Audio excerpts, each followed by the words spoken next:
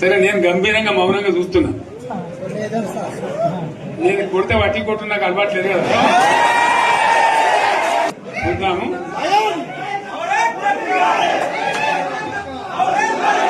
నా రోజులు కానీ అన్నట్టుగా నేను చూస్తా ఉన్నా. కానీ మనోళ్ళందరూ కూడా ప్రతిపాదిస్తుంది ఏంటంటే, ఒక సంవత్సరం జరిగిపోయింది, సంగమేశ్వర ఆన్నే పన్నది, బసవేశ్వర ఆన్నే పన్నది, పాలమూరు ఉత్పత్తుల పథకం ఆన్నే పన్నది, కాళేశ్వరం అట్లే పెడుతున్నారు. ఇవన్నీ అన్యాయాలని కాబట్టి ఫిబ్రవరి నెలాఖరులో ఒక పెద్ద బహిరంగ సభ పెట్టాలి, మీరు కథ చూడాలి అని జరుగుతూ ఉంది. కాబట్టి మీరు కూడా పెద్ద ఎత్తున దయచేసి ఆ సభకు కదిలి రావాలి, కథ దూరమే ఉండదు. ఆ రకంగా తెలంగాణ శక్తి ఏందో మరొకసారి చూపించి వీళ్ళ మెడలు వంచి ఇప్పుడు సాధించాలి. భవిష్యత్తు కోసం కూడా కొట్లాడక మనం సిద్ధంగా ఉండాలని తెలియజేసుకుంటూ, పరమేశ్వర్ గారికి అంతటి లోకమంతరం ఇది. కోటి రూపాయల భూమి ఇప్పుడు 50 లక్షల కాడికి.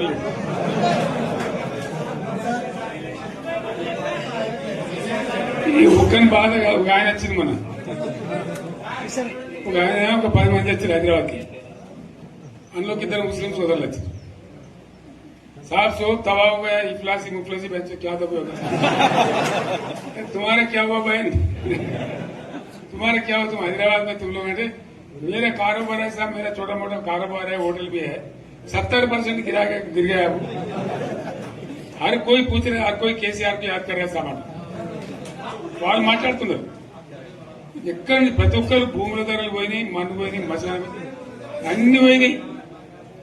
ఇంత మంచిగా 4 ఎకరాల రైతు నేను 4 కోట్ల ఆశాగా అనుకుంటుండే, అంత ధీమా ఉంది. ఎంత బాగుంటే హైదరాబాద్ నుంచి అడిగితే కూడా వచ్చి మనం ఇయ్యకపోదాం భూములు, డిమాండ్ పెరగానని. అంత బ్రహ్మాండంగా మారుమూల ప్రాంతంలో కూడా 40 లక్షలు 50 లక్షలు ఎకరానికి ఉండే. అటువంటిది సగానికి సగం పడిపోయి మొత్తం నాశనం చేశారు. వీళ్ళు ఇట్లే వదిలిపెడితే ఇంకింత నాశనం అవుతుంది. కాబట్టి మనం కొట్లాడాల్సిందే. నేను ఇంకొక మాట మీకు చెప్తా. ఎలక్షన్లలో నేను మస్తుగా చూసిన 50 ఏళ్లలో పార్టీలు గెలితే ఓడితాయి. ఇంత మాయలు ఏడాది లోపలనే కాంగ్రెస్ పార్టీ దొరికితే కొడతాం రానంత గొప్పగా.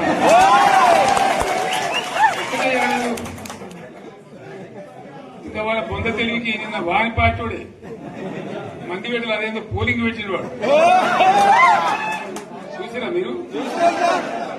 ఆ పోలింగ్ పెడితే 70% మనకు వచ్చింది, 30% మనకి.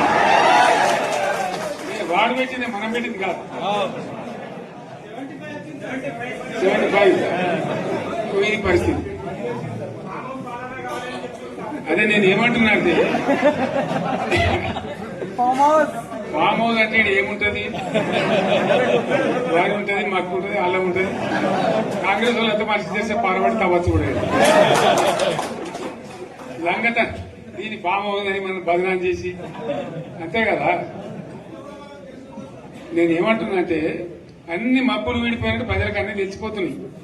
మంచి ఏంది, చెడ్డ ఏంది, ఏం జరిగింది అన్ని ఇంకా ఘోరమైందని చెప్తున్నా. వీళ్ళ తెలియదక్కతనానికి ఏమైంది? నిన్న మొన్న రిపోర్ట్ వచ్చింది. Comptroller and auditor general of India అని కాగ్ అంటారు దాన్ని. కాగ్ రిపోర్ట్ వచ్చింది. పోయిన సంవత్సరం మన గవర్నమెంట్ లో వచ్చిన ఆదాయం కంటే 13,000 కోట్ల రూపాయల ఆదాయం తగ్గిపోయింది. ఇంకా మార్చి పోయే వరకల్లా ఇంకో 3-4 కోట్ల అవుతుంది. అంటే 15,000 కోట్ల ఆదాయం పోతుంది. మన గవర్నమెంట్ ఉన్నప్పుడు ప్రతి ఏడాది 15,000 కోట్లు పెంచుకుంటూ పోయింది. చెప్పేసుకుంటూ పోయింది. ఏడాది 10 నుంచి 15,000 కోట్ల ఆదాయం పెరిగేది మన టైంలో. అంత జాగ్రత్తగా మనం వివాదం చేస్తాం. ఇలా ఉల్టా 15,000 కోట్లు పడిపోయింది. ఇంకా వాడేమిస్తాడుగా, ఇంకా ఇస్తారా? ఇంకో 4-5 నెలలైతే జీతాలే కష్టమైంది. దొరుకుతుంది అందరికి పెండింగ్ పెట్టి రిటైర్ అయిన దొరుకుతారు పైసలు మీకు దొరుకుతారు కదా పేపర్లలో. సో ఆ విధంగా రాష్ట్ర ఆర్థిక పరిస్థితిని కూడా దివాలా తీయించారు.